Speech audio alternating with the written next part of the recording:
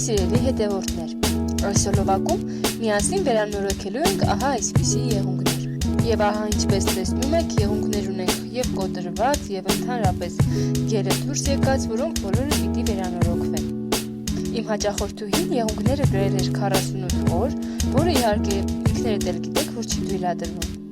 Այսինքն ոչ միայն չի թույլատրվում, այլ նաև երաշխիքը ցանկացած նյութի եղունգների վրա արդեն պատրաստի վիճակում տրվում է մոտ 20 օրվա համար։ 20 օրից հետո արդեն ինչ էլ որ լինի եղունգների հետ, դա արդեն մասնագետի մեղավորությունը չէ։ Չէ՞ որ մենք արդեն պատրաստի եղունգները 20 օրից ավել իրավունք չունենք պահելու։ Գելի կամ բազայի միջոցով մենք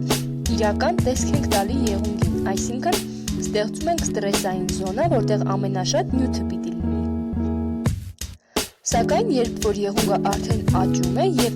նյութը մնում է եղունգի վրա չափից արդեն ավելի շատ օրեր, բնականաբար այդ ստրեսային զոնան աճում գալիս է առաջ և ծանրություն է տալիս եղունգի եզրի հատվածին կամ միջնային հատվածին։ Եվ հետևաբար կամ առաջանում են կոտրվածքներ, կամ վնասվածքներ, կամ ընդհանրապես գելը դուրս է գալիս եղունգի վրայից, իր հետ տանելով եղունգից ևս մեկ շերտ։ Եվ այսպես գելի հեռացումից հետո կատարել եմ խորը մաքրում կուտիկուլայի, ինչպես նաև կտրել եմ, հեռացրել բոլոր ավելորդությունները և մեռած մաշկը։ Այստեղ ունենք եղունգ, որը եզրից մի փոքր պակաս է։ Այստեղ ես սկսում եմ բազա, չորացնում և գելով ավելացնում այդ պակաս եզրը։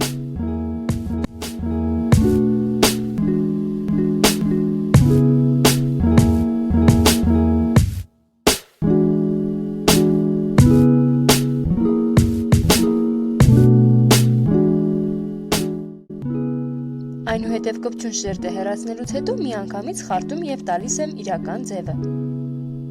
Իսկ ահա այս եղունգը հարկավոր է ամբողջությամբ լցնել։ Մի թեթև խարտում ենք եղունգի մակերեսը, յուղազրկիչով սրբում ենք պատում պրայմերով և անցնում լիցքի գործընթացին։ Ընտրում եմ համապատասխան ֆորմա և պիտի կատարեմ գել ժելեյով լիցք։ Եթե ցանկանում եք տեսնել, թե ինչպես են կատարում գել ժելեյով լիցքը և տեղեկանալ իր գաղտնիքների մասին, ապա փնտրեք իմ հոլովակների մեջ։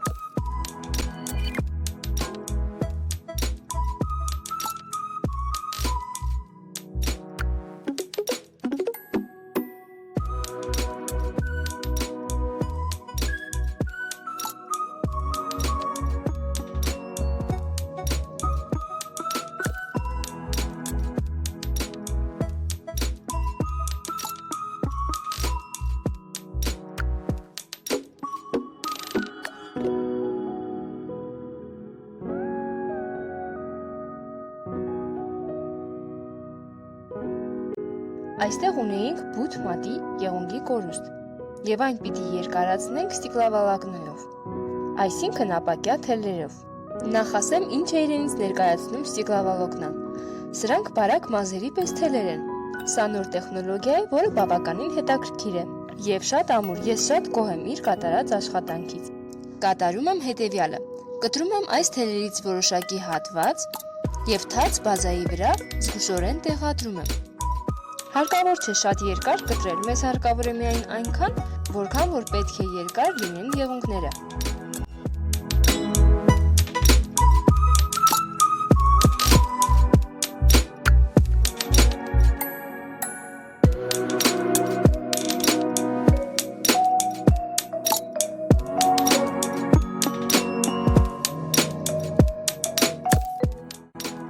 Այնուհետև չորացնելուց հետո գելով տալիս եմ վերջնական ֆորման։ Գելը չորացնելուց հետո յուղազրկիչով սրբում եմ կպչուն շերտը և խարտում այնպես, ինչպես որ ինձ հարկավոր է։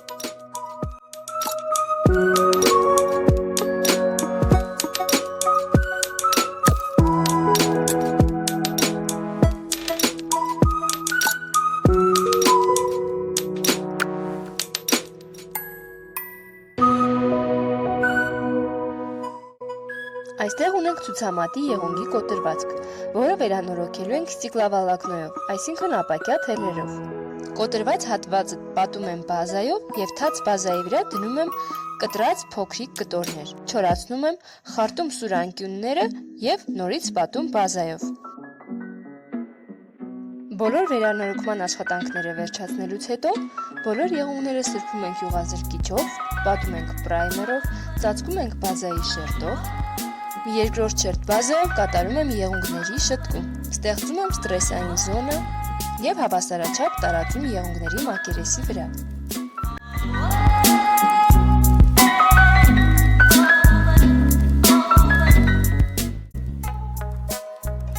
Եղունգները ծածկելու համար ընտրել ենք կարմիրը և կաթնագույնը։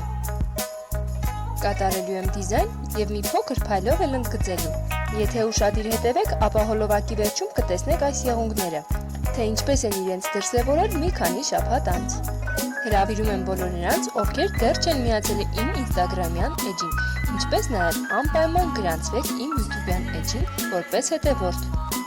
Եթե աշխատանքի հետ կապված որևէ հարց է մնում, կարող եք գրել մեկնաբանություններում, ես մեծ սիրով կընթերցեմ և կպատասխանեմ։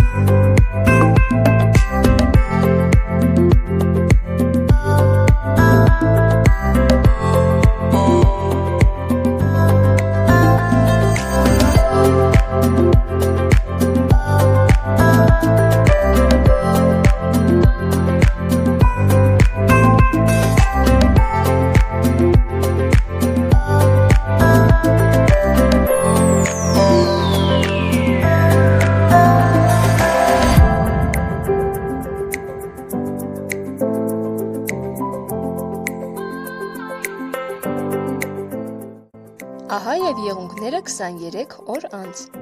Գելը հեռացնելուց հետո էլ ոչ մի դատարկ տարածություն չկար։